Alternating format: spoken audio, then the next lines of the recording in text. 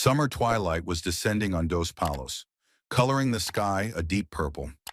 I sat on the porch of my cottage, breathing in the warm air filled with the aroma of ripe apples from the neighbor's orchard. 67 years is a long way to go, but sometimes it seems that everything flew by like a single moment. The mug with the cooled tea stood beside me on a small wooden table that I had made with my own hands 20 years ago. My name is Eustace Callahan, and this cottage is my refuge from everything that happens in the city. I retired 2 years ago, leaving behind 35 years of teaching physics at the local school. It's amazing how quickly my measured teaching schedule was replaced by an even more measured retirement life. I inherited the cottage from my father, a small plot of land with a vegetable garden, an old apple orchard, and a modest but sturdy house. My father was an old-school man, a man of few words, honest and hard-working. Eustace, he used to say, the land will never betray. Then in my youth, I did not understand the depth of his words. Now sitting on the porch and looking at the neat beds of tomatoes, I realized how right he was. In the distance, I heard the rumble of a train. The schedule was 21 hours and 30 minutes. The trains in Dos Palos always ran on time.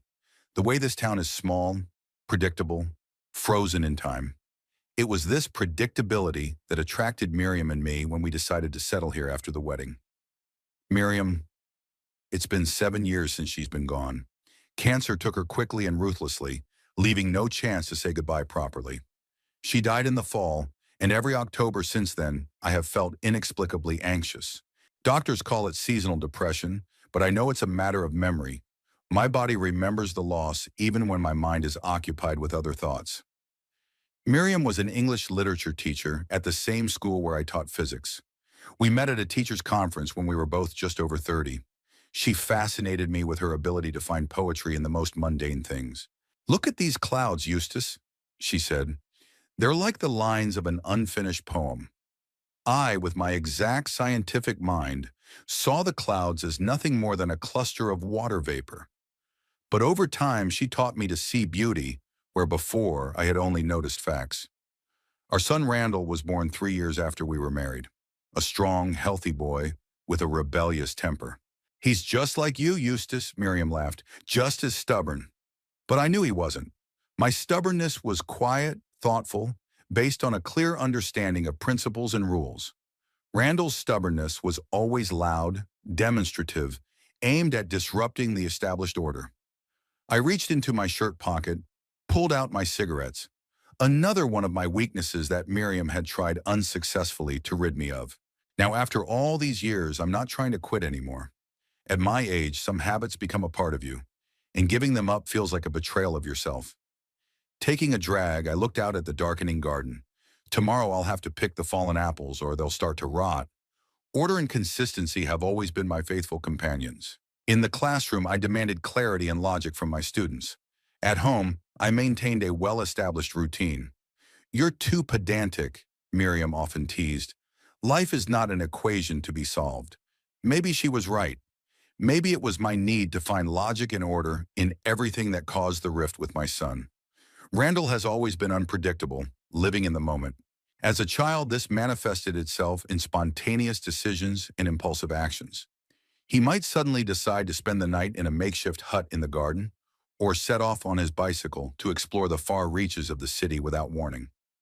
As teenagers, this unpredictability caused constant conflict between us. I insisted on obeying the rules. He sought to break them. I demanded discipline in my studies. He considered school a waste of time. Miriam was always between us, a peacemaker, a translator, able to understand the language of both of us. After her death, that bond was severed.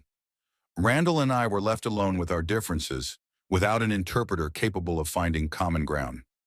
He was in his second year of university at the time, studying economics. When he returned to his studies after the funeral, he called less and less often. And when he did, the conversations were short, filled with awkward pauses and reticence. I put out my cigarette on the edge of the ashtray and rose from the chair. My knees crunched protestingly, another reminder of my age. It was cooler inside the cottage. The old refrigerator hummed quietly in the corner of the kitchen. I took out the leftovers from last night's dinner, pasta and vegetables. Cooking for one always turned out to be overkill. a habit from when there were three of us. After heating up the food in the microwave, I sat down at the small dining table. On the wall opposite hung a picture of the three of us on the beach in Santa Cruz. Randall was about 12 at the time. He's smiling, holding a huge seashell. Miriam laughs, her hair fluttering in the wind. I stand beside her, one arm around her shoulders, the other holding her straw hat. We were still a real family then, bonded not only by blood, but by something more. A mutual understanding, shared memories, unspoken but palpable love. The last conversation I had with Randall was 3 weeks ago. He called to say he'd proposed to his girlfriend Eloise. I wasn't surprised, and they had been dating for about 2 years. What surprised me was the tone with which he broke the news to me, as if performing an unpleasant duty. "The wedding will be small," he said then, "in a small circle of close friends." I understood the unspoken words. I was not included in that small circle. "Of course I understand," I replied, trying to keep my voice steady. "Congratulations to both of you." After that conversation, we didn't communicate. I didn't know the date of the wedding or the location. Just another episode in our history of estrangement. After finishing my pasta, I cleaned my plate and went out on the porch for a smoke before going to bed. Night had fully taken over, and the stars shone brightly in the cloudless sky. It was at times like this that I felt the loneliness especially keenly. Not the superficial loneliness that could be filled by casual conversation or watching TV, but the deep loneliness of not knowing anyone who truly knew you, remembered your past, shared your memories. When Randall was little, I used to take him to this cottage with me. We planted tomatoes together, picked apples, repaired the old barn. He asked endless questions: why the sky was blue, how airplanes fly, where rain comes from, and I, a physics teacher to the bone, patiently explained to him the laws of nature, rejoicing at his inquisitiveness. Somewhere along the way, we lost that connection. Perhaps it was in his teens when my explanations ceased to be the final truth for him. Or later, when he began to build a life so different from mine, with expensive suits, business meetings, and the constant pursuit of success as he understood it. Eloise, his fiancée, worked as a lawyer for a large company. I had met her only a few times, and each time she gave me the impression of someone who knew exactly what she wanted out of life. There was a cold, calculating quality in her eyes that alarmed me.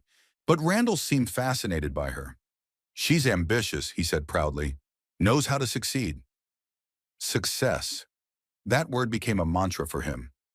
After university, he took a job at an investment firm and was quickly moving up the career ladder. In our rare conversations, he increasingly used terms that were foreign to me: market strategy, investment portfolio, stock quotes. His world became increasingly distant from my world of classrooms, physics experiments, and quiet evenings with a book. I put out my second cigarette and went back into the house. In the small bedroom was a narrow bed made up with an old quilt Miriam had once brought here. Next to it on the nightstand was a stack of books, a lamp, and a photograph of Miriam in a simple wooden frame. In the photo, she is in her early 40s, standing in our garden, smiling, a bouquet of wildflowers in her hands. As I got ready for bed, I thought about the fact that maybe Randall was right in his tacit condemnation of my lifestyle. Maybe I really am too conservative, too attached to the past, too incapable of change. Maybe that was the reason for our estrangement. I stayed in a world he had outgrown. But deep inside, I knew it wasn't just that. After Miriam's death, something had snapped in our relationship. It was as if without her we had lost not only the mediator, but the very desire to understand each other. I retreated into my shell of silence and routine, he into a maelstrom of ambition and new relationships. And every year the gulf between us grew wider and wider. 3 years ago, when I turned 64, I decided to rewrite the house in Randall's name. It was the idea of my old friend and lawyer Killian Noble. In this way, it was possible to avoid high inheritance taxes. Technically, the house belonged to my son, but on the condition that I had every right to live there for the rest of my life. Randall took to this decision with unexpected enthusiasm. "It's a smart financial move," he said then, and I caught a note in his voice that made me wary, as if this wasn't just a legalization of an inevitable inheritance, but some kind of victory in a long-standing confrontation. As I lay in bed staring at the ceiling, I remembered his face as we signed the papers. Some shadow of smugness that had flickered and vanished so quickly that I could have written it off as a play on light. But something told me it was real. From that moment on, our relationship became even more formal. Randall would call once a month, as if he were doing his duty, ask how I was doing, talk briefly about his business, and quickly end the conversation. I didn't feel like a father, but like an old business partner who kept in touch out of courtesy. Sleep was not coming. I turned on the lamp and picked up a book from the nightstand, a popular science publication about quantum physics. Reading had always helped me distract myself from troubling thoughts. But today, even complex scientific concepts couldn't capture my attention. My thoughts kept returning to Randall, to his upcoming wedding to which I hadn't been invited, to how far apart we were. I put the book down and turned out the light again. Outside the window, the leaves of the apple trees rustled, and a dog barked somewhere in the distance. The familiar sounds of the country night, which usually soothed me, now seemed only a background to my inner restlessness. In the darkness, I reflected that perhaps it was my restraint, my inability to express my emotions openly. That was the root of the problems in my relationship with my son. Miriam often said, "Eustace, the boy needs to know that you love him. It's not enough to provide for him financially and keep track of his grades." But for me, love was always expressed in actions, not words. I thought the nights spent checking his homework, the weekends spent visiting science museums, the careful planning of his education were all expressions of love. Maybe I was wrong. Maybe it wasn't just my efforts to secure his future that he needed, but the simple words, "I love you, son." With these thoughts, I finally fell into a restless sleep in which Miriam stood in the garden of our townhouse and said something to me, but I could not make out her words because of the sound of the wind in the apple branches. Mornings at the cottage always began the same way, with the birds chattering outside the window and the sunlight streaming through the old curtains. I woke up early, a habit developed over decades of teaching. The old teaching habits didn't let go of me even 2 years after I retired. After making tea, I stepped out onto the porch and looked around my small plot. Apples that had fallen overnight stood out in bright dots on the grass. The leaves that had begun to turn yellow reminded me that fall was approaching. Soon I would have to prepare the cottage for winter, canning the last of the harvest, covering the rose bushes Miriam had once planted, shutting off the water. I sipped my tea and thought about Randall. Our conflict hadn't happened overnight. It had been building over the years, gradually, like a river slowly making its way through the rocks. The first signs of estrangement appeared when Randall turned 14. Before that, despite our different personalities, we'd found common ground. But adolescence changed him, as it changes everyone. The usual adolescent rebellion in his case was intensified by his natural impulsiveness. He began to actively oppose my authority, challenging my every decision, every rule. I remember one night when he came home well past midnight without warning. Miriam was restless with worry, and I sat in the chair by the front door, waiting for his return with the cold fury that was always my response to intense fear. When he finally showed up, he smelled like cigarettes and cheap beer. He was barely on his feet. "Where have you been?" I asked, trying to control my voice. "None of your business," he replied defiantly. "As long as you live under this roof, it is my business. Then maybe I should live under another roof." Miriam then stepped between us, mediating as always. "Let's all calm down," she said in the quiet voice that always worked on both of us. "It's getting late. We'll talk in the morning." But there was no talk in the morning. Randall locked himself in his room and then left for school without saying goodbye. In the days that followed, he and I barely spoke, and when we did, our words sounded like gunshots, short, sharp, aimed to wound. Miriam was distressed by our confrontation. "He's just looking for himself, Eustace," she said. "All teenagers go through that. Give him space." But giving space to me meant losing control, and losing control always made me anxious. I was a teacher used to order, to following rules, to clear structure. The idea that my son could do whatever he wanted without consequences went against everything I believed in. Conflicts continued throughout his high school years. We argued about his friends, whom I considered a bad influence, his studies, which he neglected in favor of partying, and his future, which he refused to plan for. Each argument left a new scar on our relationship, a scar that never fully healed. To my surprise, in my senior year of high school, Randall suddenly picked up his mind. His grades improved, He started disappearing less at night. He even started talking about going to college.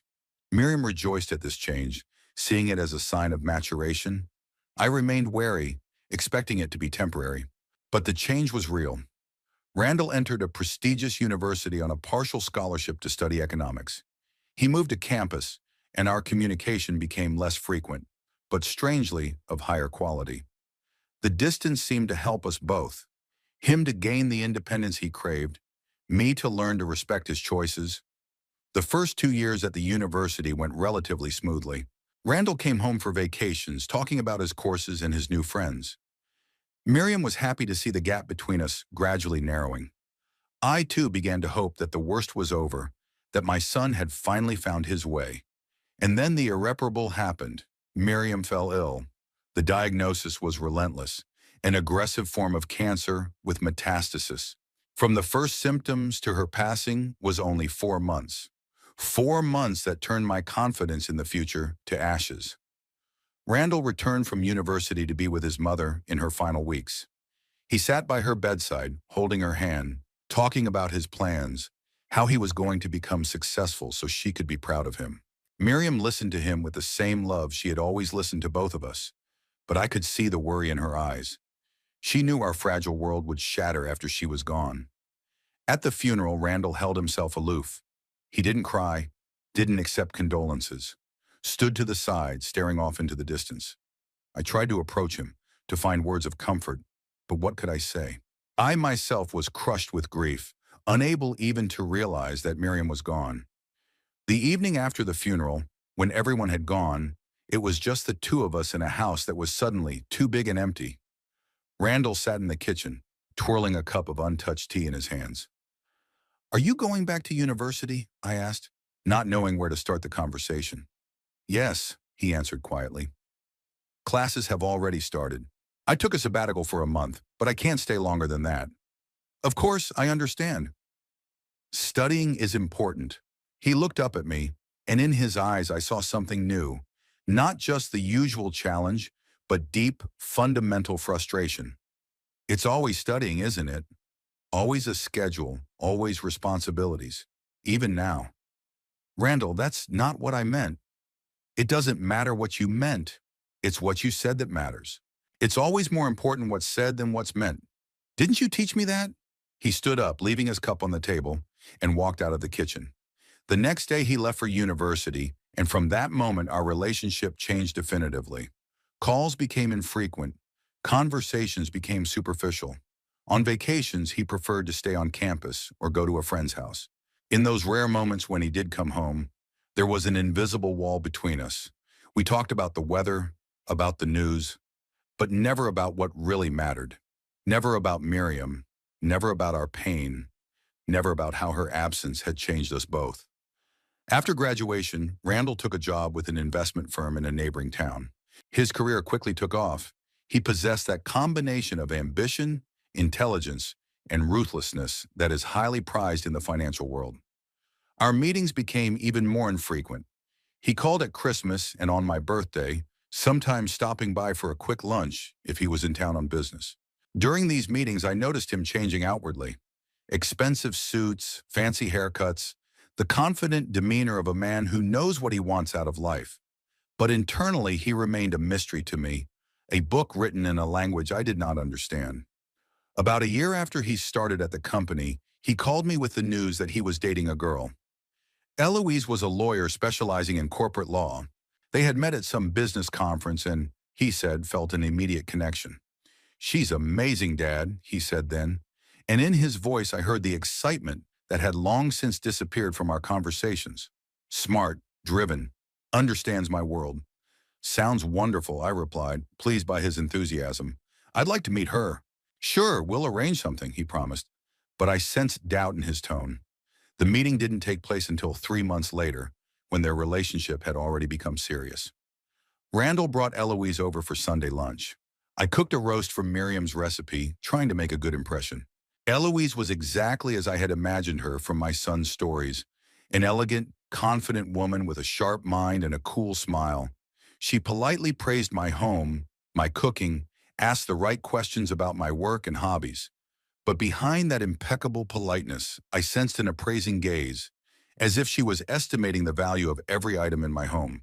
During lunch, the conversation turned to my retirement, which was due in a year. "Do you plan to stay in this house after you retire?" Eloise asked, carefully cutting the meat on her plate.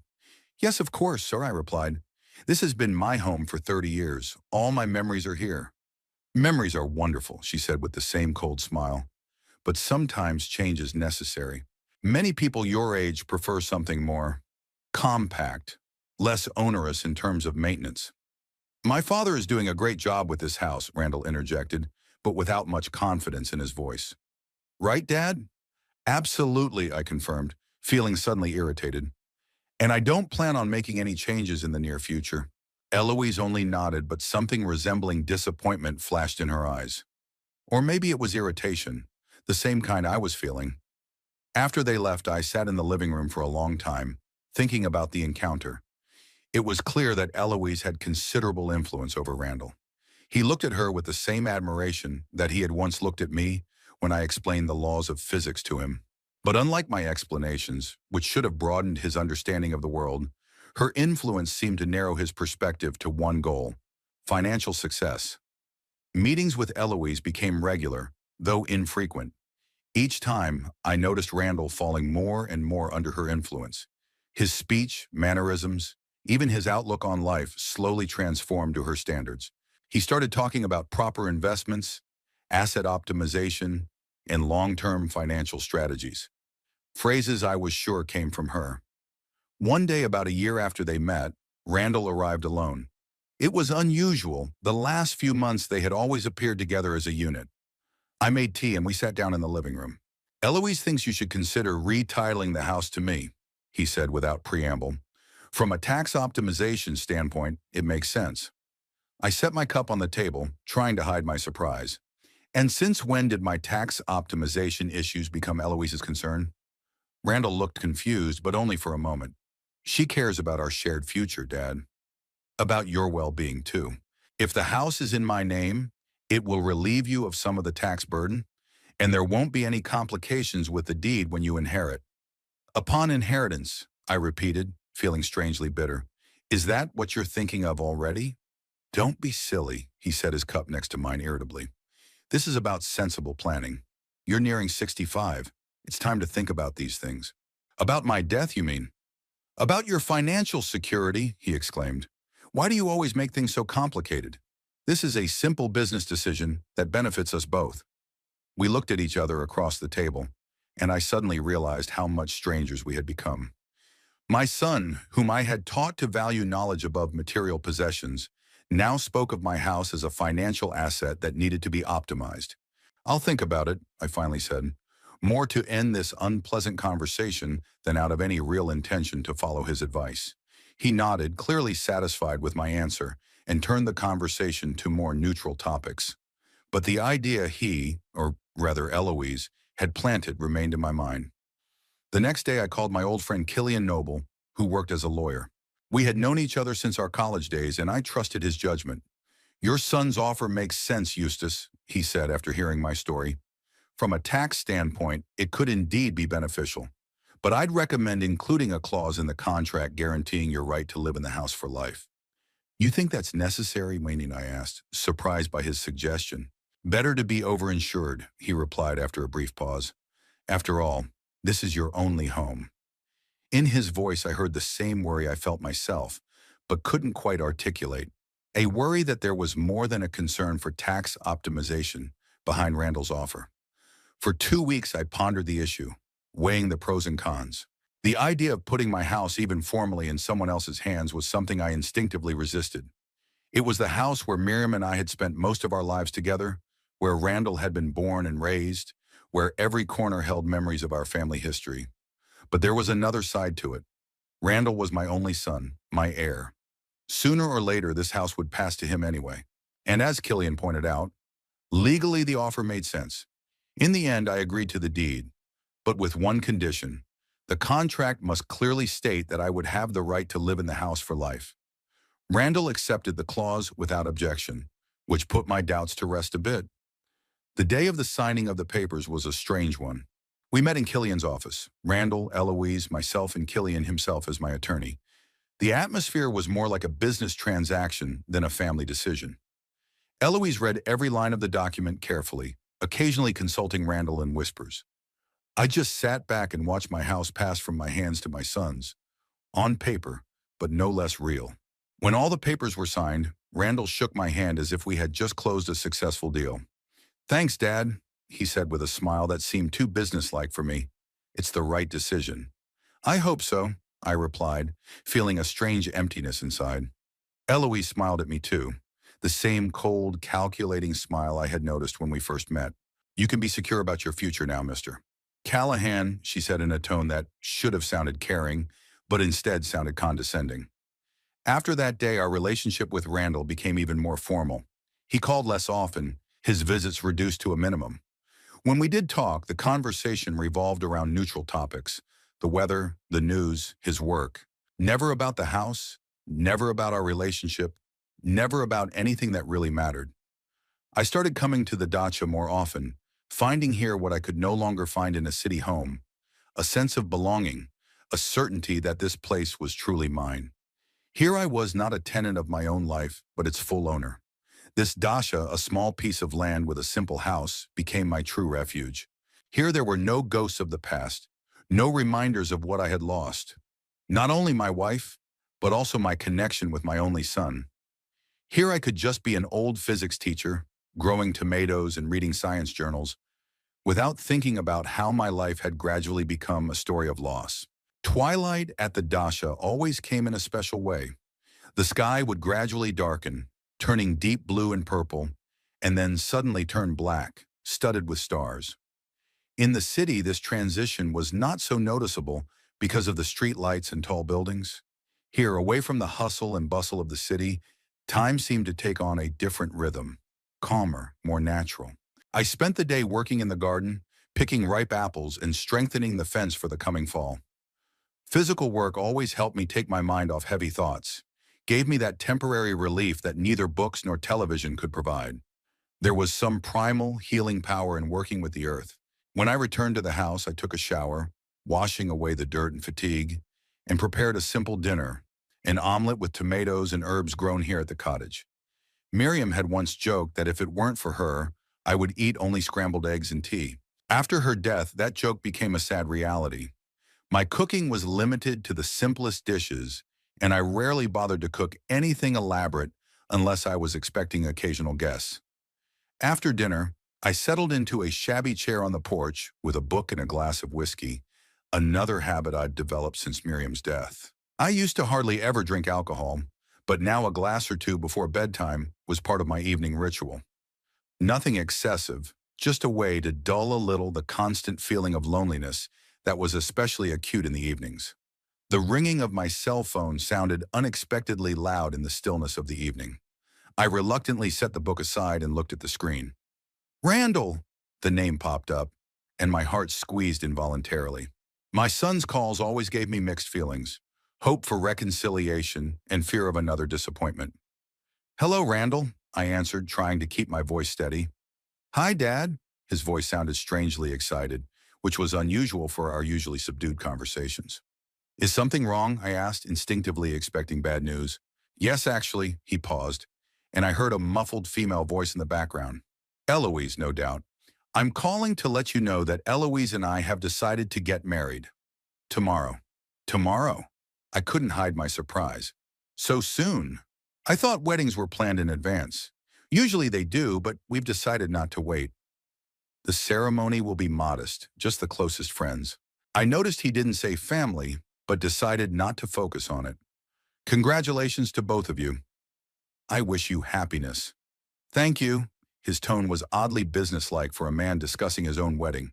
An awkward pause followed, and I realized he wouldn't have called just for this announcement. There's something else I need to tell you, he finally continued.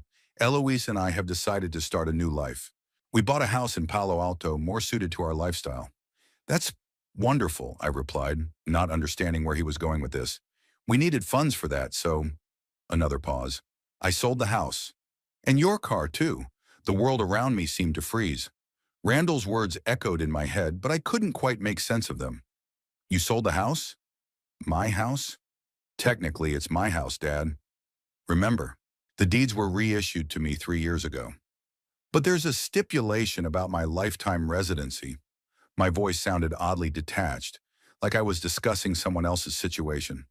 Yeah, about that. Eloise found a loophole in the contract. It turns out that this condition isn't absolute and can be renegotiated if the property is sold to a third party. Just a little legal technicality. A minor legal tweak, I repeated, feeling a wave of anger building up inside. And the car? Was it registered to you? No, but since you don't actually live in the city anymore and spend all your time at the cottage, we decided you didn't need it. The proceeds will go towards the down payment on a new house. I squeezed the phone so hard my knuckles turned white. When were you going to tell me this? Before or after they put me out on the street? No one's going to put you out, Dad. There was irritation in his voice now. You have a summer house. You said yourself that you prefer to spend your time there, and the new owners have agreed to give you a month to move. How generous of them. I couldn't hold back the bitter irony. Look, it's just business. It's nothing personal. Eloise and I are starting a new life, and we need startup capital. You've always taught me to be independent, to make tough decisions. That's what I'm doing. At that moment, something broke inside me, not with a crash and a bang, but quietly, almost imperceptibly, like thin ice on a spring river. Years of resentment, disappointment, and unjustified hopes crystallized into one realization. My son, flesh from my flesh, had become a stranger to me. A man who could cold-bloodedly rob me of the home in which my entire life had been spent and call it just business. And in that moment, I remembered something important.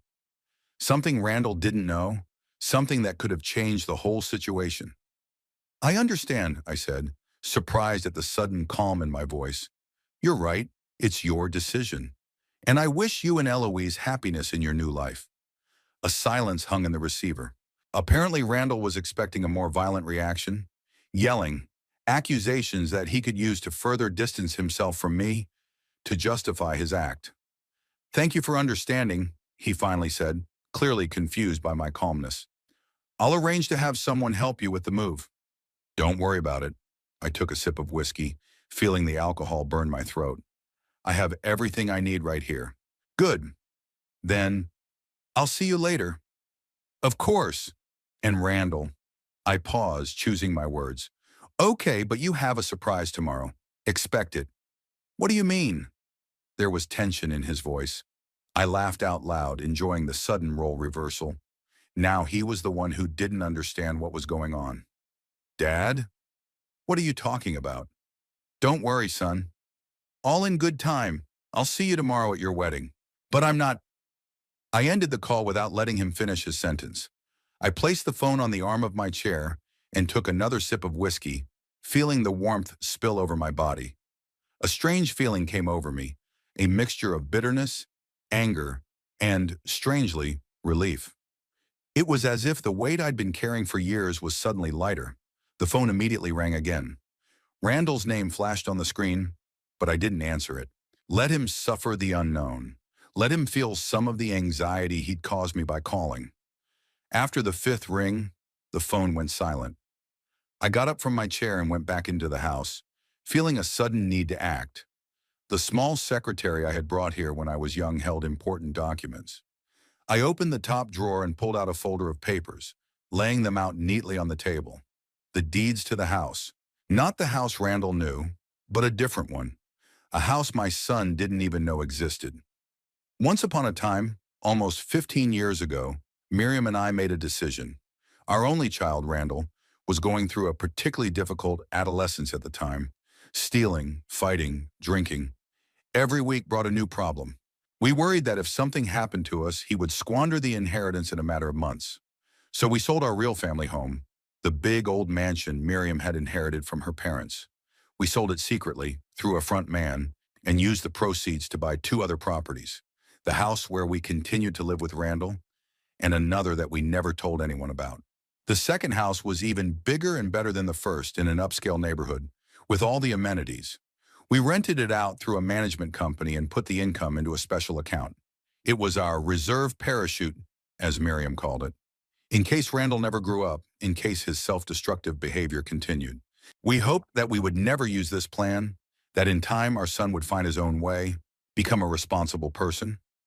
As Miriam's condition worsened, we decided it was time to tell Randall the truth. But the disease progressed too quickly, and the conversation never took place. After she died, I decided to give my son another chance, to show that I trusted him by putting our house in his name. I now realize that was a mistake. Randall hadn't changed. It was just that his impulsiveness and selfishness had taken on a different form. Not teenage rebellion, but the cold, calculating self-centeredness of an adult. I pored over the paperwork, rereading the terms of the lease. The house had been rented all these years to a solid married couple, a local college professor and his artist wife. They were reliable tenants, always paying on time and keeping the house in excellent condition. The contract was ending next month, and they had already notified the management company that they planned to move closer to the professor's new place of employment. Perfect timing for a change. The perfect moment to reveal my cards. I picked up my phone and dialed Killian's number. Despite the late hour, he answered after the third beep. "Eustace? What's wrong?" There was concern in his voice. I rarely called him in the evening, usually preferring the daytime for business conversations. "Killian, sorry for the late call, but I need your help." I briefly told him about Randall's call and my plans. "Are you sure you want to go this route?" he asked after a long pause. "It could permanently ruin your relationship." "What relationship, Killian?" I grinned bitterly. "He sold the house I live in without telling me. Calls it just business. What other relationship is there to destroy here?" "I understand," he sighed. "What do you want me to do?" "Get all the paperwork ready. I want to show up at his wedding fully armed. Let him know that his business decision has consequences." "Will do," Killian replied. "Meet me in my office tomorrow morning, 10 o'clock? "Yes, thank you. Also, do you know where the ceremony will be held?" "No, but I can find out. I know someone at City Hall, and they can check to see what marriage licenses have been issued for tomorrow." I'd appreciate it. After talking to Killian, I returned to the porch, bringing a bottle of whiskey with me. The night was clear, the stars shining brightly in the dark sky. I sat down in a chair and poured myself another glass, pondering how it had come to this. When Miriam and I had decided to keep the existence of a second home from our son, it had been a necessary precaution. We hoped that in time he would prove his maturity and responsibility, and then we would tell him everything. Perhaps even give the house as a wedding gift when he found a suitable life partner. But the years passed, and Randall, though outwardly a respectable financier, was still the same selfish teenager, thinking only of his own wants and needs. And then there was Eloise, who only seemed to reinforce his worst traits. I took another sip of whiskey, feeling the alcohol dull the pain of realization. My only son, an extension of Miriam and me, had become a stranger capable of betrayal. The phone rang again. This time it wasn't Randall, but a number I didn't recognize. "Eustace Callahan?" The woman's voice sounded cold and professional. "Yes, that's me. This is Eloise Price, your son's fiancée. I need to clear the air about your last conversation." I felt my lips stretch into a smile on their own. "Hello, Eloise. Congratulations on your upcoming wedding." "Thank you." Her tone made it clear she wasn't interested in pleasantries. "Randall said you mentioned something about a surprise for tomorrow. What exactly did you have in mind?" "Do surprises get revealed in advance?" I asked, enjoying her obvious irritation. "Then it wouldn't be a surprise anymore. Mr. Callahan, let's be honest. If you're planning something that might mar our wedding, I'd rather discuss it now than tomorrow in front of all the guests." "Marginalize it?" "No, you don't. I just want to give the newlyweds a gift. Can't a father please his son on such an important day?" "What kind of gift?" Her voice became strained. "Like I said, it's a surprise. But don't worry, it will be significant. Mr. Callahan, if you think you can somehow interfere with the sale of the house—" "No, no, nothing like that," I interrupted her. "Randall's house is his property now, and he has the right to dispose of it as he sees fit. I fully recognize that." "Then what is this about?" "You'll find out tomorrow, Eloise. Now, if you'll excuse me, I've had a long day, and I'd like to rest." "That's not—" she began, but I had already ended the call. I finished my whiskey and leaned back in my chair, looking up at the stars. Tomorrow would be an interesting day, a day that would change everything. The house Randall didn't know about was in one of the best neighborhoods in the city, a 20-minute drive from our old home. A three-story mansion with a spacious garden, a swimming pool, and even a small tennis court. Miriam and I had bought it when real estate prices were much lower, and over the years its value had increased several times over. The rent has been going into a special account all this time, creating a sizable sum that would be enough to live comfortably for many years. Randall sold the house, which he considered to be the family's sole and main asset, not realizing that it was only the tip of the iceberg. The house he sold to start a new life with Eloise was actually the least valuable of my possessions. Tomorrow he'll learn the truth. We'll find out that by selling my house, he actually denied himself access to a much more significant inheritance. Because after today's conversation, I was determined to change my will to exclude him as an heir. I pulled my worn wallet out of my pocket and extracted a small photograph of Miriam holding the newborn Randall. Her face glowed with happiness, her eyes full of love. I often looked at that picture in difficult moments, finding comfort in it. "I'm sorry, Miriam," I whispered into the night silence, "but you were right about the reserve parachute. I only wish we'd had time to explain to him that the real value isn't in the houses and cars, but in what's behind them: family, trust, love." I carefully returned the photo to my wallet. Tomorrow I'll meet with Killian, get all the paperwork ready, and show up at my son's wedding. Not to cause a scandal or publicly humiliate him, but to show him the consequences of his choices. To make him realize that in life, as in his beloved finances, every action has a price. The house he sold was not what he thought it would be, and tomorrow he would have to learn that bitter truth. Sleep never came to me.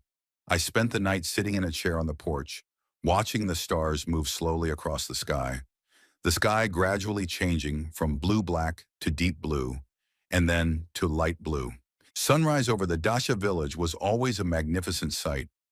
The first rays painted the tops of the apple trees a golden color, gradually descending lower, breaking through the foliage, creating a bizarre play of light and shadow. On another day, I would have enjoyed the sight, perhaps even tried to capture it on paper. Drawing was a modest hobby of mine that few people knew about. But today I wasn't interested in the beauty of nature. Randall's call had turned my world upside down, forcing me to make a decision I'd been putting off for too long. At 6 a.m. sharp, I rose from my chair, feeling my muscles stiff from sitting in the same position for so long.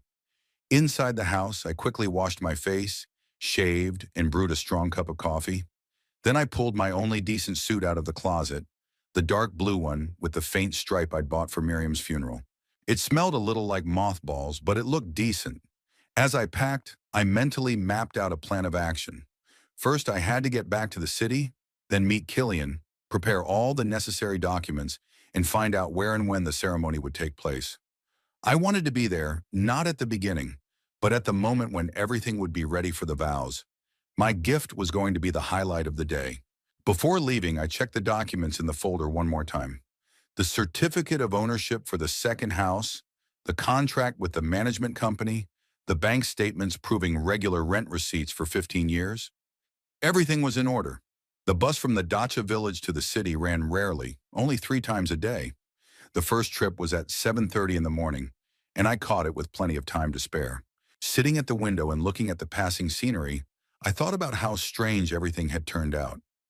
All my life I tried to be a good father, provided for my family, gave my son a good education, tried to instill in him the right values. And here is the result. He sells my house without even thinking it necessary to warn me in advance. The bus arrived in Dos Palos at 8:45 sharp. Getting off at the central stop, I went straight to the house that, until yesterday, I had considered mine. I wanted to see it one last time before it officially passed to its new owners. The house looked just as I remembered it, 2 stories, with white shutters and a small garden. Miriam had once planted rose bushes along the path to the porch, which I'd continued to maintain over the years. They had already bloomed, but still looked well tended. I stood on the sidewalk looking at the house and suddenly felt a strange sense of relief. This house was full of memories. It was where Miriam and I had spent most of our lives together, where Randall had grown up, where both the happy and bitter moments of our family history had passed. But now, knowing it was no longer mine, I felt an unexpected freedom. It was as if the weight of the past had become a little lighter. Turning away from the house, I headed toward Killian's office. His law office was in a small two-story building on a side street near the center of town. I'd only been there a few times. Killian usually preferred to meet informally, either in a cafe or at my house. The secretary, a young woman with a friendly smile, escorted me to Killian's office without keeping me waiting. Apparently, he had warned her of my visit. Killian Noble was my age, but he looked much younger, trim, with thick gray hair and lively brown eyes. Unlike me, he hadn't retired and was still actively practicing, though he had reduced his workload in recent years. Eustace! He rose from the table and shook my hand firmly. It's good to see you, though the circumstances are not the most pleasant. Thank you for agreeing to meet on such short notice. For an old friend, you're always welcome. He pointed me to the chair across from his desk. Coffee? I wouldn't say no. Killian pressed a button on his phone and asked his secretary to bring 2 coffees, then returned to our conversation. So, I've made some inquiries. The ceremony will be held at 12 noon at the River Point Hotel. It's a new place on the outskirts of town, very fashionable among the young people. You know what's strange? Randall didn't invite me. Just said he was getting married.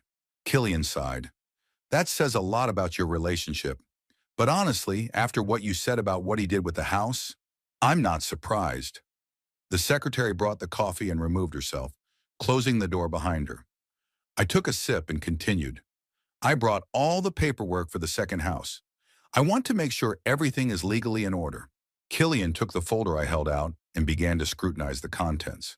I waited patiently, knowing his habit of scrutinizing every detail. Everything is perfect, he finally said, closing the folder. The house is all yours, no encumbrances. The contract with the management company expires in a month, so you can either renew it or occupy the house yourself. The account that the rent goes into is in your name only too. Randall has nothing to do with the property. And the will, I want to change it. Killian looked at me carefully. Are you sure you want to eliminate it completely? That's a big step. Not completely, I shook my head. I don't want to be as ruthless as he is.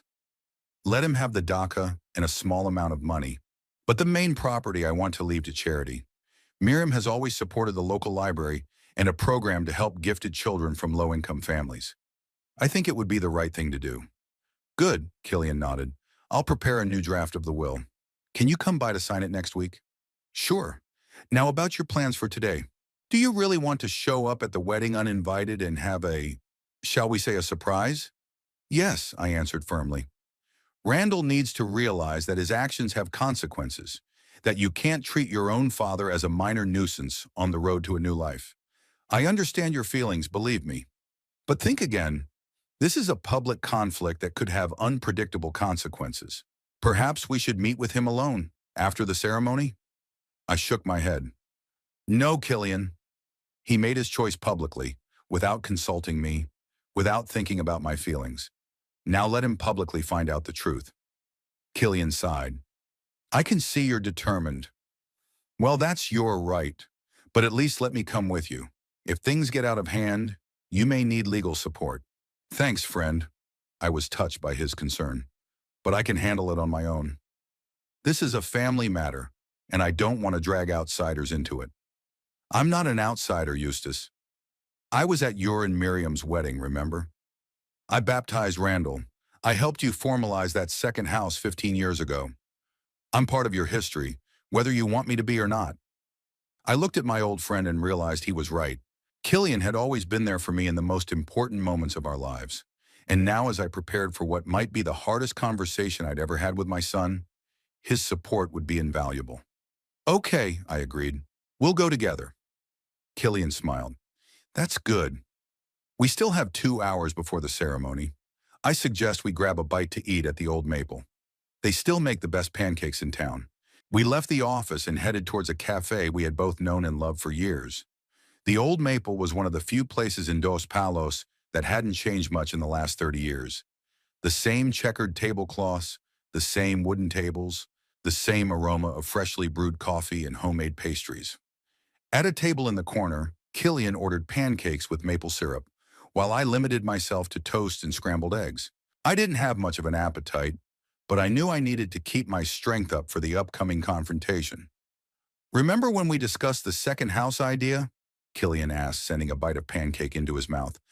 Miriam was against it at first, said it wasn't fair to Randall. Yeah, I nodded, remembering those discussions. She always believed the best in people, especially her son. But then, when he got in trouble with the law once again, she changed her mind. Was it that car theft story? Exactly. Randall was 16 at the time. He and his friends borrowed a neighbor's car for a trip to the lake. The neighbor didn't file a report just out of respect for Miriam, who had once taught his daughter. But this incident was the last straw. Miriam realized that if Randall didn't change after we died, he could squander the entire inheritance in a matter of months. So you decided to create a reserve parachute, Killian nodded. A smart decision, as time has shown. We were hoping we'd never use it, I sighed. That Randall would grow up, become a responsible man, and we could pass the entire inheritance on to him in good conscience. Well, he has indeed matured, but not in the direction you were hoping for, it seems. I finished my coffee and looked at the clock. 11:30. It was time to move out to the hotel. Nervous? Killian asked, noticing my gesture. Not so much nervous as sad. Today was supposed to be a happy day for my son, a day where I proudly sit in the front row, watching him start a new chapter in his life. Instead, I'm preparing myself for a confrontation that could finally destroy our relationship. This isn't your fault, Eustace. Randall made his own choices. I know. But it's still hard to realize that your only child, your flesh and blood, has become such a stranger that he can rob you of your home in cold blood. Killian put a hand on my shoulder. Come on. The sooner we get this sorted out, the better. We paid and walked out of the cafe. The River Point Hotel was on the other side of town, and Killian offered to drive his car. The drive took about 15 minutes. I was silent the whole ride, absorbed in my own thoughts, and Killian, realizing my condition, didn't try to start a conversation. River Point turned out to be a modern glass and concrete building located on the bank of the river, running through Dos Palos. The spacious parking lot in front of the hotel was filled with cars, among which a few expensive models stood out, probably belonging to the wedding guests. Killian parked and turned to me. Last chance to change your mind, Eustace. We can just drive away and decide all this later, in a more relaxed setting. I shook my head. No, I have to do this. We got out of the car and headed toward the hotel entrance. A young man in a strict suit stood at the door, checking invitations. Good afternoon, gentlemen. Are you here for the Callahan-Price wedding? Yes, I replied. I am the father of the groom, Eustace Callahan. The young man checked the list and said with some embarrassment, I'm sorry, sir, but you're not on the guest list. I know, I said calmly, but I'm sure my son would love to see me on this special day. Can you let him know I'm here? The guy looked uncertain but nodded and stepped aside, pulling out his phone. Killian and I were left waiting at the entrance. A few minutes later, Randall himself appeared, dressed in an immaculate black tuxedo. His face expressed a mixture of surprise and annoyance. Dad, what are you doing here? I'm here for your wedding, son. Shouldn't a father be present on such an important day? Randall glanced nervously back at the hotel doors, as if afraid someone might hear our conversation. Look, the ceremony's about to start. It's not a good time to… For what? To talk about the fact that you sold my house without warning? Or to give you a wedding present? What gift? There was tension in his voice. You said something yesterday about a surprise. What are you up to? It's nothing big, Randall. I just want to attend the ceremony and give you and Eloise a special gift. What's the big deal? Randall looked uncertain. On the one hand, he clearly didn't want my presence at the wedding, and on the other, a public scandal with the groom's father would be even more unwelcome. All right, he finally said. You can attend. But no scenes, Dad. This is an important day for me and Eloise. Of course, son. No scenes. I smiled as sincerely as I could. And who's the gentleman with you? Randall nodded toward Killian. That's my old friend and lawyer, Killian Noble. You should remember him. He was at your baptism. Randall frowned. A lawyer? Why do you need a lawyer at my wedding? To prepare the gift papers, of course, I continued to smile. Everything has to be handled legally correct. Without waiting for further questions, I moved toward the hotel entrance, and Randall, after a second's hesitation, followed me, gesturing to the security guard that everything was in order. Inside the hotel was as modern and elegant as the outside. A spacious lobby with high ceilings, minimalist design, and a predominance of white and glass. Randall led us into the banquet room, already decorated for the ceremony. Rows of chairs were arranged in front of a small podium, decorated with flowers and silk draperies. The guests were already taking their seats, talking softly. I noticed a few surprised looks directed in my direction. Apparently, some of them were aware of my absence from the guest list. Randall pointed us to seats in the last row, far enough away from the main action. "Sit here, please. The ceremony will begin shortly." He turned and walked away quickly, probably to warn Eloise about the unexpected guests. Killian and I sat down in our designated seats. I looked around trying to assess the situation. There weren't many guests, about 30 people, most of them young men about Randall's age, probably his co-workers and Eloise's friends. I didn't recognize almost anyone, which further emphasized how far we'd drifted apart over the years. "Are you sure you're ready for this?" Killian asked quietly, leaning over to me. I placed my hand on the file folder I held in my lap. "Yes, it has to be done. Not for revenge, but for the truth. Randall needs to realize that his actions have consequences." At that moment, the music played, and all heads turned toward the entrance of the hall. The ceremony had begun. The music flowed smoothly through the hall, creating a solemn atmosphere. The guests fell silent. All eyes were directed towards the center aisle. I sat in the last row, tightly clutching the folder with documents, and watched the event with a sense of strange detachment, as if I were a spectator in the theater, not a participant in these events. Randall was already standing at a small podium next to the official who was to conduct the ceremony. My son looked flawless in his black tuxedo, trim, confident, with perfectly styled hair and a slight smile on his lips. Looking at him from the outside, no one would have guessed that only 24 hours ago, he had robbed his father of the roof over his head in cold blood. The traditional wedding march played, and Eloise appeared in the doorway. She looked stunning, a slender figure, accentuated by an elegant white dress. Her hair gathered in an exquisite style, a confident gait. She was strong, purposeful, calculating. Even at a moment like this, she controlled her every movement, her every look. Killian nudged me lightly with his elbow. "Impressive, isn't it?" he whispered. I nodded. "They fit together, that's for sure." Eloise approached the catwalk, and Randall held out his hand to her, helping her up the small steps. They stood side by side, looking at each other with that peculiar expression that is characteristic of lovers, or those who have successfully closed a lucrative deal. In their case, the line was blurred. The master of ceremonies, a middle-aged man in an austere suit, coughed and began to speak about the importance of marriage, about love and mutual respect. A standard speech I'd heard at dozens of weddings in my lifetime, including my own. But back then, standing next to Miriam and looking into her shining eyes, I believed every word. I wondered if Randall believed them now. "Before we proceed," said the master of ceremonies, "by tradition I must ask, is there anyone here who knows the reason why these two cannot be joined in marriage? Let him speak now or be silent forever." This was my moment. I could feel Killian tense beside me, ready for any development. But I wasn't about to interrupt the ceremony. Not like this. It would be too dramatic, too theatrical. My goal wasn't to ruin the wedding, but to reveal the truth. The ceremony continued. Randall and Eloise exchanged vows that sounded sincere, though somewhat shambolic.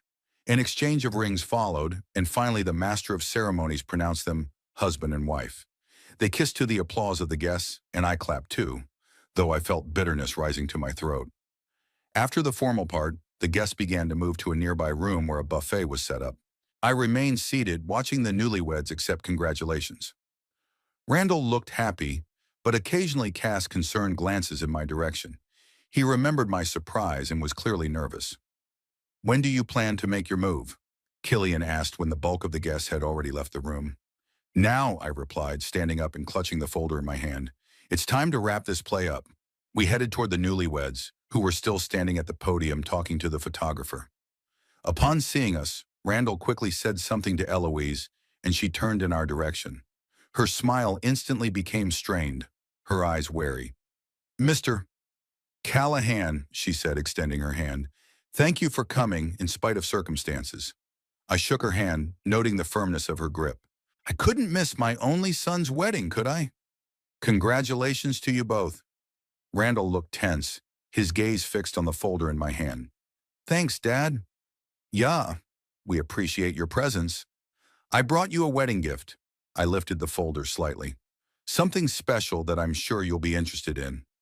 Eloise looked at the folder, then at Randall, and then back at me. "That's very nice of you. Perhaps we could talk in a more private setting?" She clearly sensed that my gift wasn't part of their plans and was trying to control the situation. Cleverly. "Sure," I agreed. "Is there a room here where we could talk privately?" Randall nodded. "We've been assigned a small office to prepare for the ceremony. We can go in there." We left the banquet room and walked down the hallway to a small room with a couch, a few chairs, and a coffee table. Eloise closed the door as soon as everyone entered and turned to me with a strained smile. "So, Mr. Callahan, what was the gift you wanted to give us?" I put the folder down on the table and looked at them both. "First of all, I would like to congratulate you once again on your marriage. Starting a family is an important step in everyone's life." "Thank you," Eloise nodded, but her eyes remained wary. "Randall informed me last night that you sold my house and car to secure a fresh start." I spoke calmly, without accusation in my voice. "That was unexpected." Eloise tensed but maintained her professional calm. "Technically, the house was deeded to Randall 3 years ago. It was his property. With the stipulation that I live there for life," I reminded him. "There was a legal nuance in the deed that—" she began, but I held up my hand, stopping her. "I'm not going to discuss legal technicalities, Eloise. I didn't come here to argue about a house you've already sold. I came to tell you both the truth." Randall frowned. "What are you talking about?"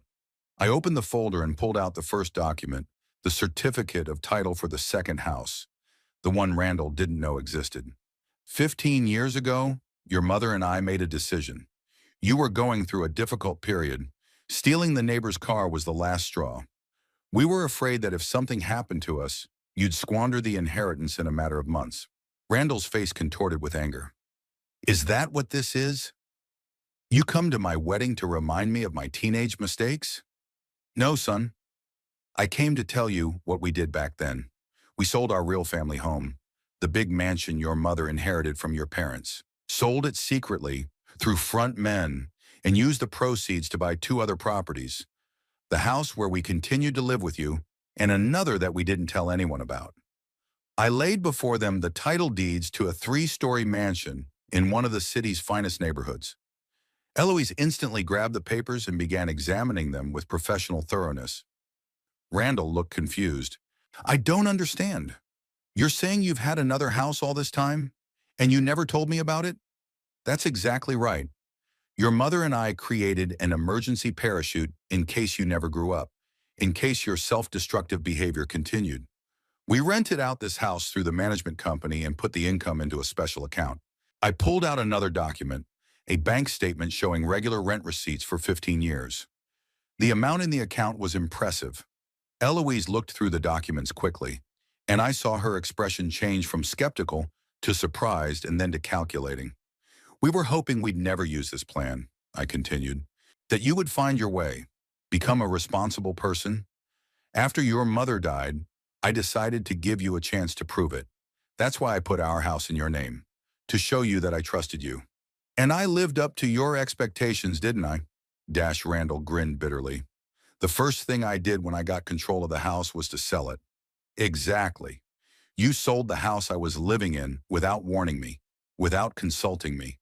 Called it just business. Proved that your mother and I were right to create this reserve parachute." Eloise pulled away from the paperwork and looked at me. Her eyes read a mixture of irritation and involuntary respect. "So the house we sold," she began, "was the least valuable of my possessions," I finished for her. "The house you sold to start a new life is actually worth about 4 times less than the one you didn't know about." Randall looked at me with an expression I couldn't accurately interpret. Anger, resentment, disappointment. Probably all of the above together. And now you've come to inform us of this? On our wedding day? Is this your revenge? Not revenge, Randall. It's the truth. You made a choice without thinking of the consequences. Now live with them. What do you mean? Eloise asked, and for the first time there was uncertainty in her voice. I pulled out another document, a draft of the new will Killian had sketched out this morning. I've changed the will.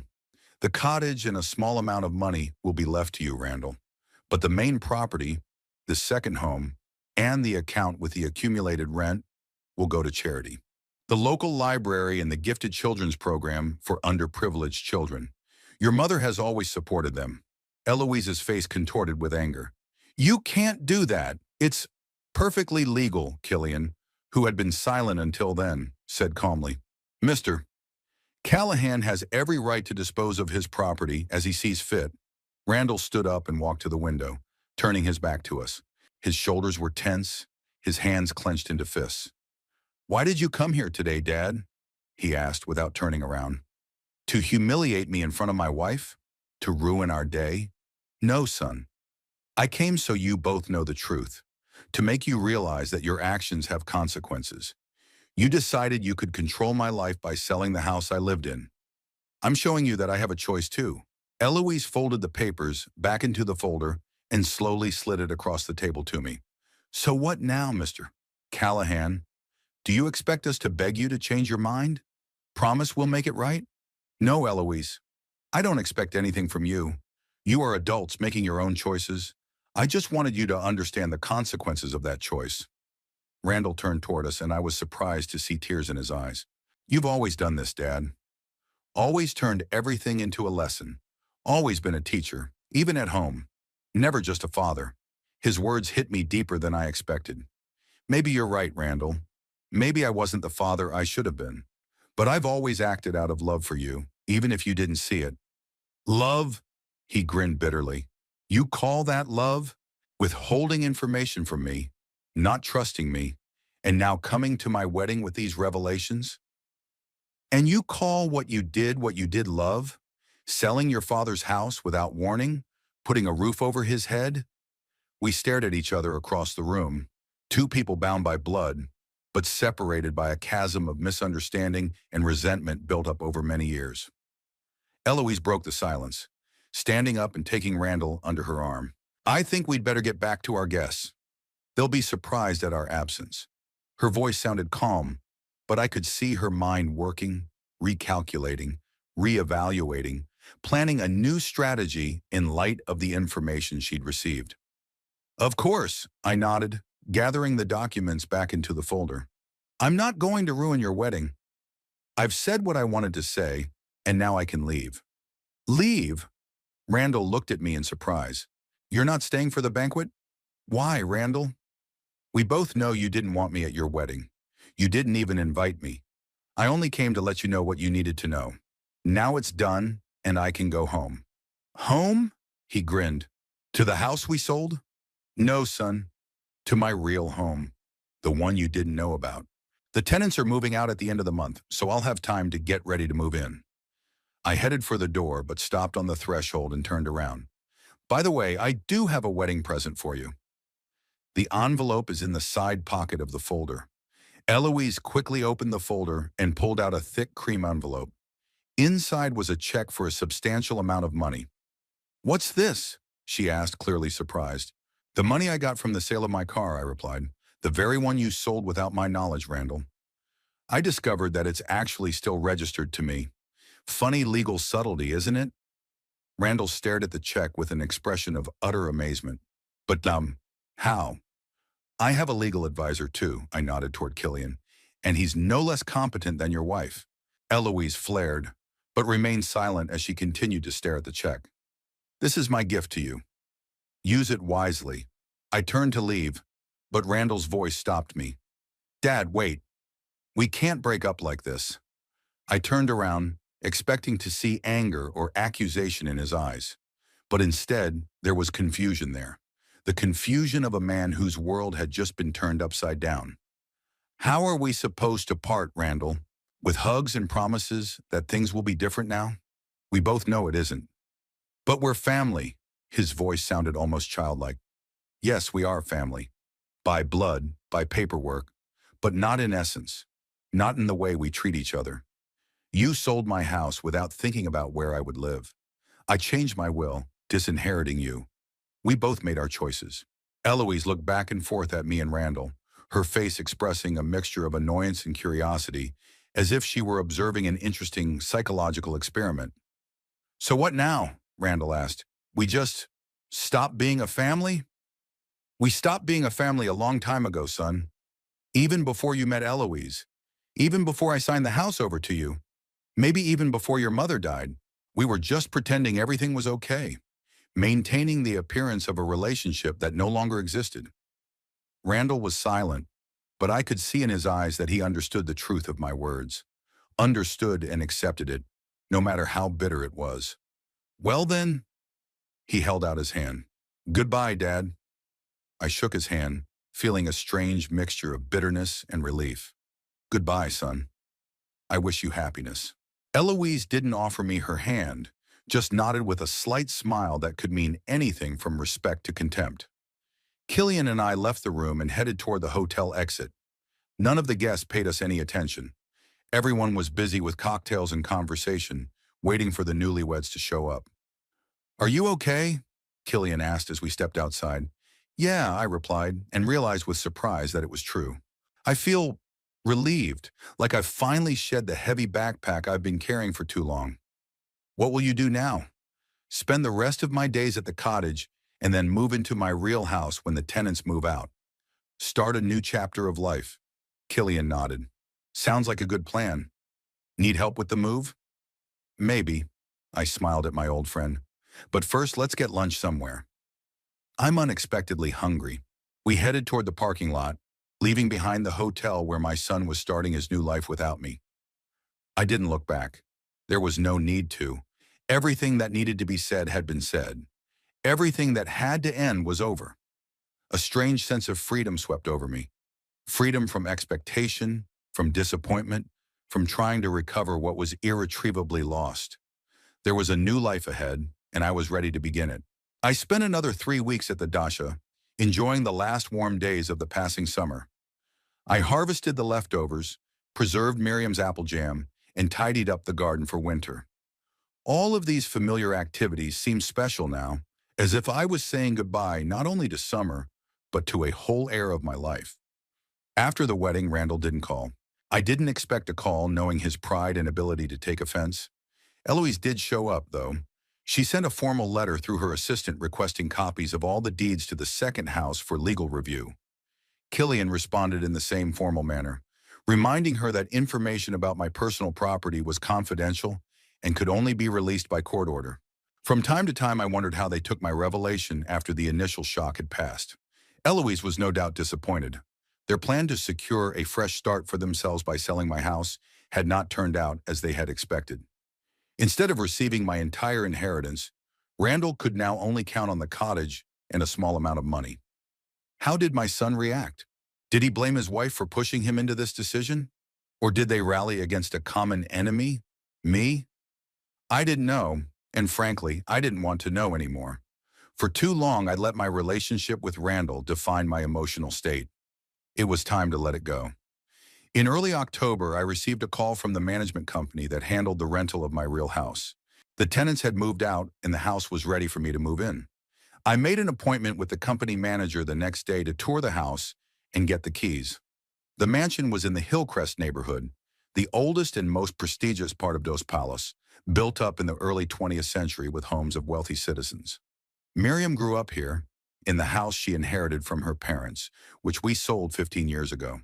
The new house we had secretly purchased was only a few blocks from the old one, but it was larger and more modern. As I drove up to the house in a cab, Randall had sold my car. Even though it was registered to me, I'd given it to him as a wedding present. Not wanting to complicate an already tense situation, I felt a slight thrill. I had only been here a few times in all 15 years, mostly to deal with repairs or replacements. I had never considered this house as my real home, more like an investment, an insurance policy against unforeseen circumstances. But that's all changed now. The manager of the management company, a friendly middle-aged woman named Chloe Peebles, was waiting for me at the entrance. We exchanged formal pleasantries, and then she led me inside, commenting on the condition of the house and telling me about the recent renovations done by the tenants. The house was beautiful, 3 stories high, with spacious rooms, high ceilings, and large windows letting in lots of light. The professor and his artist wife, who had rented it all these years, kept the building in excellent condition and even made some improvements with my permission. Renovating the kitchen, installing a modern heating system, beautifying the garden. They were very sorry to have to move out, Chloe said as we looked around the master bedroom on the second floor. But the professor was offered a position at a university on the East Coast, and they couldn't refuse. I understand, I nodded. They were the perfect tenants. Please convey my thanks to them if you get in touch. Chloe smiled. I will. They left you a parting gift in the living room on the mantelpiece. We went down to the first floor, and I saw on the mantelpiece a small painting in a simple wooden frame, a landscape depicting the garden of this house in spring bloom. The work was done with great skill and love of detail. Mrs. Nashville painted it especially for you, Chloe explained. She said she wanted to leave a part of herself in this house that meant so much to them. I was touched by the gesture. People I hardly knew showed more warmth and gratitude than my own son. It's a beautiful gift. I'll be sure to write to them and thank them personally. After inspecting all the rooms and checking all the systems of the house, Chloe handed me the keys and a folder of documents, instructions for appliances, contacts for the services that maintain the house, and other useful information. If you have any questions, don't hesitate to get in touch, she said lastly. Welcome home, Mr. Callahan. When Chloe left, I was alone in the huge house that was now mine. It felt strange, foreign and familiar at the same time. I slowly walked through the rooms, getting used to the space, imagining how I would live here. A living room with a fireplace and large windows overlooking the garden. A dining room that could seat 12 at a massive oak table. A library with built-in floor-to-ceiling bookcases, empty for now. My book collection was due to arrive from the cottage in the next few days. The kitchen, equipped with the latest appliances, though I doubted I would use all of them, given my modest culinary skills. On the second floor were the bedrooms, the master with an adjoining bathroom and walk-in closet and 3 guest bedrooms. I decided to turn one of them into a study, a place where I could pursue my research interests and write the memoirs I'd long thought about. The third floor was an open space under a pitched roof, with large skylights that let in a lot of light. The previous tenants had used it as a studio. There was still an easel and the smell of paint. I thought I might as well continue the tradition. Painting had always appealed to me, though I rarely found time for it. That first day, I didn't make any changes, just walked around the house, getting used to the idea that it was my home now. In the evening, I ordered dinner from a nearby restaurant and ate on the terrace, watching the sunset over the garden. It was quiet, with only the birds singing in the trees and the muffled noise of the city coming from far away. The next 2 weeks passed in the hassle of moving. My things from the dacha and some of the furniture from the old house, which the new owners agreed to keep until I moved in, were delivered and arranged. I bought a new bed, some armchairs, and a sofa for the living room. I brought plants that Miriam had once lovingly grown in pots from the country house. They would live in the conservatory attached to the south side of the house. Killian helped organize the move and often stopped by to make sure I was okay. One day he brought his wife Ophelia, an energetic woman with bright red hair, who immediately set about revitalizing my house, as she put it. "It's too sterile in here, Eustace," she declared as she looked around the living room. "It needs details that will make this place truly yours." With her guidance, we chose new curtains, several paintings for the walls, including works by local artists Ophelia knew personally, and a variety of little things to create coziness: cushions for the couch, table lamps, vases for flowers. "Men don't realize the importance of these details," Ophelia said, as she arranged framed photographs on the mantelpiece, "but they are what make a building into a home." Among the photos was the one I always carried with me, Miriam with newborn Randall in her arms. Despite everything that had happened, I couldn't exclude my son from my life completely. He remained a part of me, a part of Miriam and I's history, even if our paths had diverged. By early November, I was fully settled into my new home. Life gradually fell into place. I woke up early, had breakfast on the terrace, weather permitting, then worked on my memoirs in my study, read or painted in the afternoons, and sometimes met up in the evenings with Killian and Ophelia or other friends I had begun to invite to visit. The new home gave me not only comfort, but also a new sense of freedom. I was no longer bound by the weight of past hurts and disappointments, no longer waiting for a call from Randall that would change everything. I accepted reality as it was and began to build a new life on that foundation. In late November, almost 2 months after the wedding, Randall did call. I was in the conservatory transplanting one of Miriam's ficus trees when the phone rang. When I saw his name on the screen, I felt a strange calmness. No excitement, no fear, no hope. "Hello, Randall," I answered, wiping my hands off the ground. "Hi, Dad." His voice sounded unsure, which was unusual for him. "How are you?" "Good, thanks. Getting settled into the new house." "Yeah, I heard you moved." Killian gave me the address. There was a pause, as if he was waiting for me to ask about his life, about his new home, about how he and Eloise were doing after the wedding. But I remained silent, waiting for him to tell me why he'd called. "Listen, Dad." "About what happened," he finally started. "Yeah, Eloise and I have been thinking a lot about it, and we'd like to, well, maybe talk, in person." "About what, Randall?" "About the house, about the will, about us. Maybe we could find some sort of compromise," I sighed. "Compromise on what exactly? In how much you get when I die?" "No, not just that," a note of irritation came into his voice. "It's about how we're going to build the relationship from here on out." "And do you want to build a relationship going forward, Randall? Or are you just trying to minimize the damage?" He didn't answer right away, and I heard more truth in that silence than in anything he'd said. "We could at least try," he finally said. "Eloise suggests we meet for lunch this weekend at River Point. It's on the house," Eloise suggests. Of course it was her idea. I pictured that meeting, the strained smiles, the insincere apologies, the offers of a fresh start, the cold calculation behind them. Randall and Eloise hoped to regain access to my inheritance, and for that, they were willing to feign family reconciliation. "Thank you for the invitation, Randall, but I must decline." My voice was calm and firm. "You and I have different paths now. You've started a new life with Eloise. I've started a new life here. Let's leave it at that." "You won't even try?" There was indignation in his voice. "Do you really want to, Randall? Or are you just carrying out Eloise's plan to regain access to my property?" "That's not fair." His tone became harsh. "You always thought you knew my motives better than myself. Always saw the worst in me." "Perhaps. But your actions have given me no reason to see the best. You sold my house without warning, Randall. Called it just business. What does that say about your true feelings for me?" He was silent, and I realized I'd hit the mark. It really was just business to him, a financial transaction, not a betrayal of his father. "Well, if you change your mind, you know how to contact me," he finally said in a formal tone. "Yes, I do." "Goodbye, Randall." "Goodbye, Dad." I ended the call and went back to transplanting the ficus. Strangely, talking to my son didn't cause me any bitterness or regret, just a quiet confidence that I'd made the right decision.